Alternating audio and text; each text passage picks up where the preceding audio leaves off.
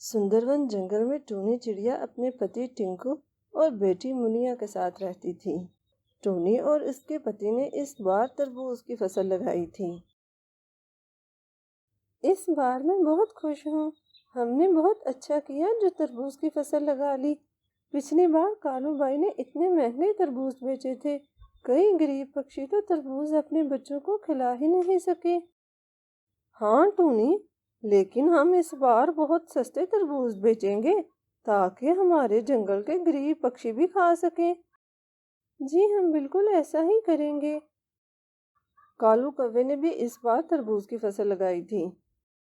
कालू जी, इस बार जो तरबूज बेचकर पैसे आएंगे ना, उनसे मैं अपने लिए सोने के गहने बनाऊंगी। वो तो ठीक है, लेकिन इस बार टिंकू चिड़े ने भी तरबूज की फसल लगाई है। शायद रेट ज्यादा न लगे।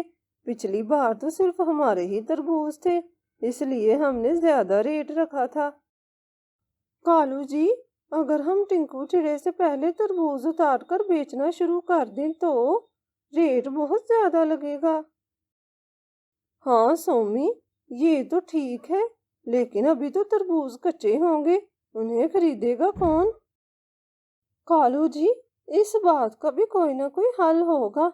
अभी चलो वैद काका के पास चलते हैं। वो दोनों वैद काका के पास जाते हैं। वो जाकर सारी बात वैद काका को बताते हैं। अच्छा तो ये बात है, ठीक है, मैं तुम दोनों को एक इंजेक्शन तैयार कर देता हूँ। वो इंजेक्शन लगाने से तरबूज एकदम सुर्ख लगेगा और मीठा भी होगा, मगर इसका पक्षियों पर नुकसान भी हो सकता है।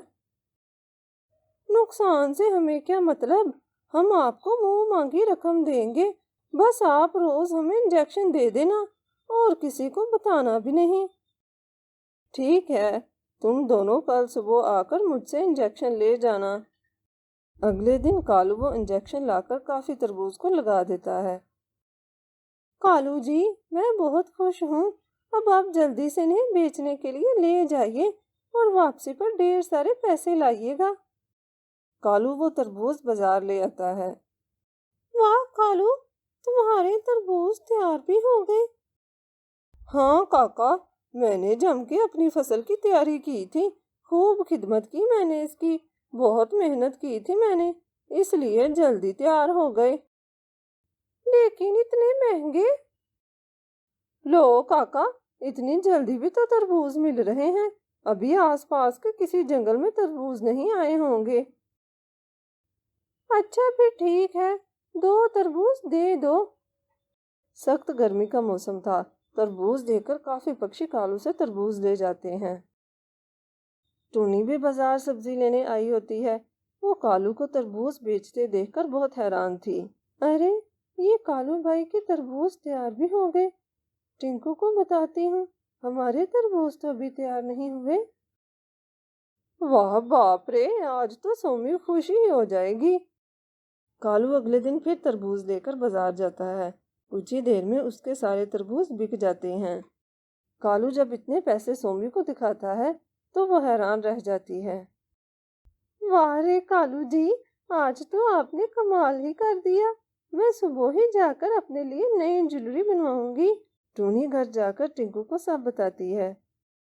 लेकिन टूनी, ऐसा कैसे हो सकता है? कालू ने तो हमारे बाद फसल लगाई थी। हाँ, मुझे भी कुछ अजीब सा लगा। और कालू भाई वो तरबूज बहुत महंगे दामों दे रहे थे। आज कट्टो मुर्गी भी अपने बच्चों के लिए कालू कौवे से तरबूज ले आती है। कट्टो के बच्चे अभी बहुत छोटे थे।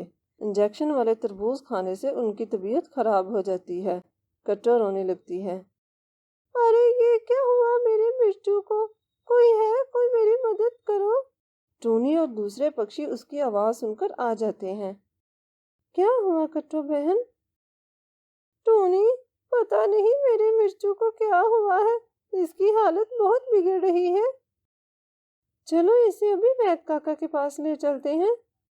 वो सब मिर्चू को वैद काका के पास ले चलते हैं। मैंने इसको दवा दे दी है, कुछ ही देर में ये होश में आ जाएगा, लेकिन इसने ऐसा क्या खा लिया? अगर आप लोग कुछ देर और न आते तो शायद ये मर चुका होता। वैद्य जी, मैंने तो सिर्फ इसे तरबूज दिया था, वो भी ये जिद कर रहा था।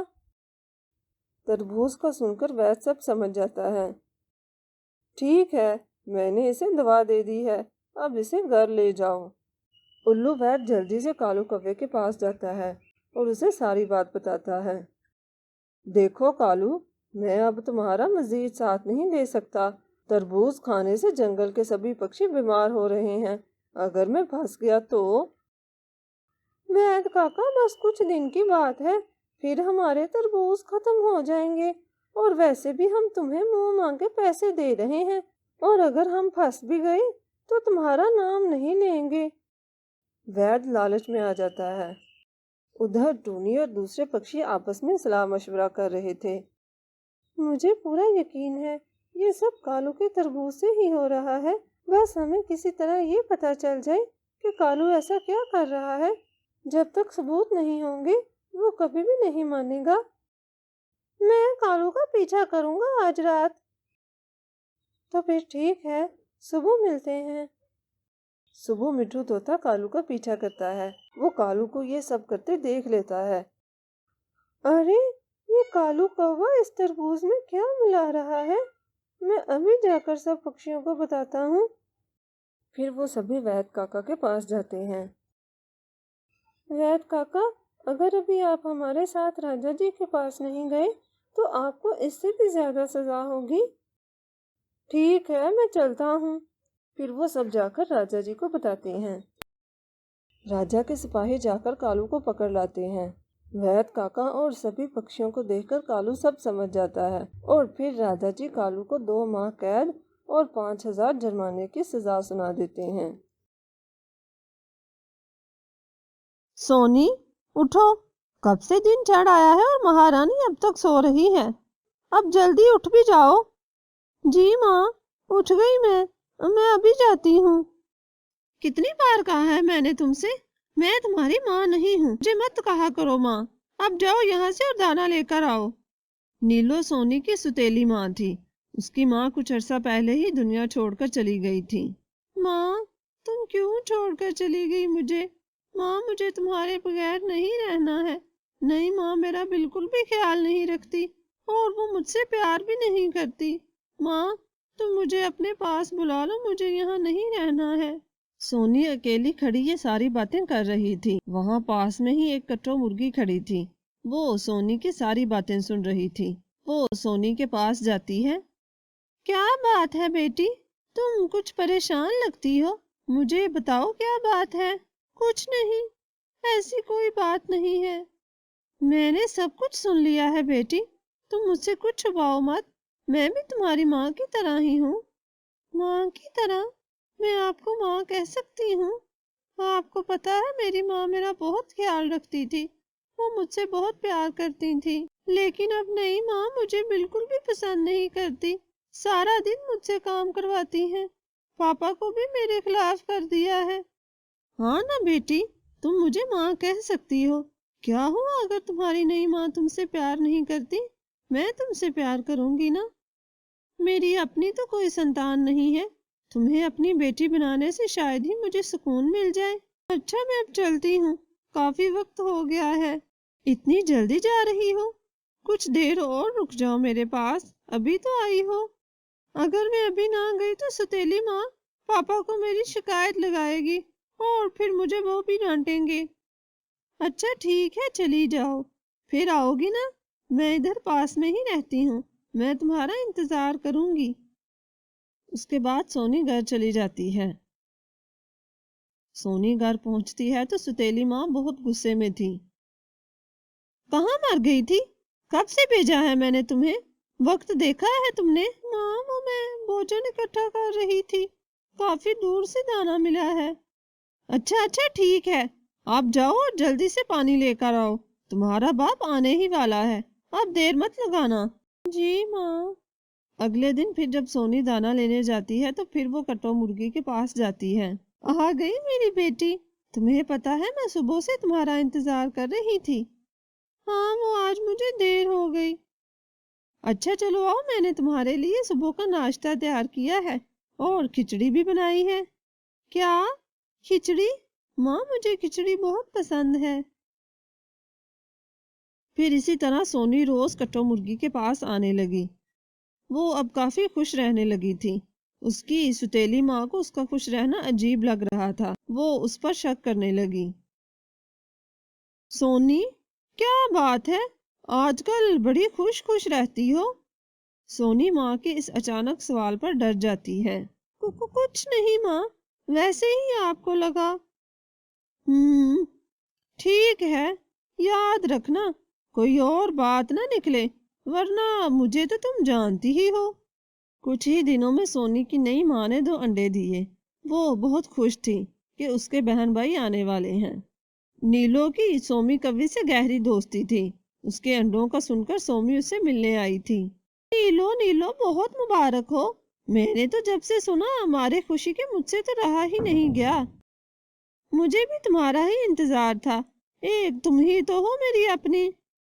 अच्छा नीलो, ये तो बताओ इस मनहूस के बारे में क्या सोचा? मैं तो कहती हूँ तुम अपने अंडे फूटने से पहले पहले इसका कहीं इंतजाम करो, कहीं तुम्हारी औलाद इस मनहूस पर न चली जाए। कितनी काली है ये। क्या करूं सोमी बहन, मैंने तो बहुत बार कोशिश की है इसको घर से निकालने की, लेकिन इसका बाप ही इसे नहीं निकालता। नीलो, ये अच्छी बात नहीं तुम्हारे लिए। मैं बताऊं तुम्हें, तुम इस पर कोई ऐसा इल्जाम लगाओ कि इसका बाप सुनते ही इसे घर से निकाल दे। कह तो तुम ठीक रही हो, लेकिन मैं भी क्या करूं? वैसे काफी दिनों से मैं इसे दाना लेने भेजती हूँ, तो पता नहीं कहाँ चली जाती है। शाम गए आती है घर, और बड़ी खुश खुश भी रहती है। अच्छा, फिर तुम बेफिक्र रहो, इसका तो मैं इलाज करती हूँ। कल सुबह जब ये जाएगी तो मैं इसका पीछा करूंगी। अगले दिन जब सोनी बाहर जाती है तो सोमी कभी भी उसके पीछे पीछे जाती है। सोनी सीधा कट्टो के पास जाती है। माँ, आपको पता है आज मैं बहुत खुश हूँ। हमारे घर नए मेहमान आने वाले हैं, मेरे छोटे बहन भाई। अच्छा, ये तो बहुत खुशी की बात है। सोमी ये सब देख रही थी। तो ये बात है, सोनी इसलिए खुश खुश रहती है। अभी नीलो को बताती हूँ। सोमी सारी बात आकर नीलो को बताती है। वो दोनों सोनी को घर से निकाल देती हैं। शाम को जब टिंकू आता है तो नीलो बढ़ा चढ़ाकर उसे बताती है। देखिए जी, मैंने तो हमेशा उसे बहुत प्यार किया है, लेकिन वो ही है कि मुझे अपनी माँ नहीं समझती और उस कट्टो मुर्गी के पास जाती है। और तो और उसके साथ मिलकर हमारे अंडे को तोड़ने की भी प्लानिंग कर रही थी। जब मैंने कुछ समझाया तो घर छोड़कर चली गई। मैंने बहुत रोका, लेकिन कहने लगी, आप लोग मेरे कुछ नहीं लगते। मैं अपनी माँ कट्टो के पास जा रही हूँ, और मुझे लेने भी मत आना। अब वो ही मेरी माँ है। चलो, मर्जी उसकी, जहाँ मर्जी रहे। आज के बाद यहाँ आए भी तो उसे आने मत देना। सोनी कट्टो मुर्गी के पास ही रहने लगती है, लेकिन उसे अब भी टिंकू की याद आती थी। उसे लगता था कि वो उसे जरूर लेने आएगा, लेकिन वो नहीं आया। फिर एक दिन नीलो बाहर किसी काम से गई थी। वो सोमी को अंडों की देखभाल के लिए छोड़ गई थी। सोमी नीलो के जाने के बाद ही सो जाती हैं। उसी पेड़ के नीचे एक सांप रहता था। सांप ऊपर आकर नीलो का एक अंडा खा जाता है। नीलो जब आकर देखती है तो रोने लग जाती है। ये सब मेरी वजह से हुआ है। मैंने सोनी के साथ अच्छा सलूक नहीं किया, ये उसी की सजा मिली है। अपना एक अंडा खो देने से उसे अपनी गलती का एहसास हो चुका था। टिंकू भी आ जाता है। फिर वो उसे असल बात बताती है। वो दोनों फौरन सोनी को लेने के लिए चले जाते हैं। पापा, आप आ गए। मुझे पता था आप जरूर लेने आएंगे मुझे। मुझे माफ कर दो मेरी बेटी, मैं तुम्हारी सही से रक्षा नहीं कर पाया। टिंकू को देखकर सोनी बहुत खुश होती है। फिर नीलो भी सोनी से माफी मांग लेती है और उसे अपने साथ जाने को कहती है। जैसे ही सोनी उनके साथ जाने को तैयार हुई, कट्टो सोनी के जाने से दुखी हो जाती है। हाँ, तुम दुखी तो मत हो, मैं पहले की तरह रोज आपके पास आया करूंगी। हाँ कट्टो बहन, सोनी आपकी ही बेटी है। आपने इतने दिन सोनी को अपने पास रखा और उसका इतना ख्याल रखा। एक माँ ही ये सब कर सकती है। शुक्रिया बहन। उसके कुछ ही दिनों बाद नीलो के दूसरे अंडे से एक नन्हा कुकू निकलता है। सोनी अपने भाई को देखकर बहुत खुश होती है। अब हमारी फैमिली कंप्लीट हो गई, एक बेटी और एक बेटा, और फिर सब हंसी खुशी रहने लगते हैं।